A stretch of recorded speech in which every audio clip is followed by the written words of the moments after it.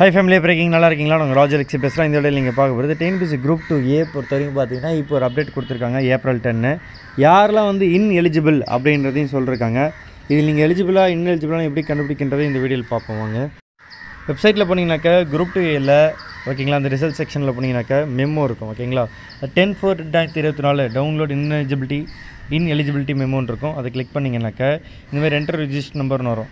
அந்த இடத்துல உங்கள் ரிஜிஸ்டர் நம்பர் நீங்கள் டைப் பண்ணிங்கன்னா இந்தமாதிரி உங்களுக்கு லோட் ஆகிட்டு ரிஜிஸ்டர் நம்பர் நாட் அவைலபிள் வந்துச்சுனாக்கா நீங்கள் எலிஜிபிள்.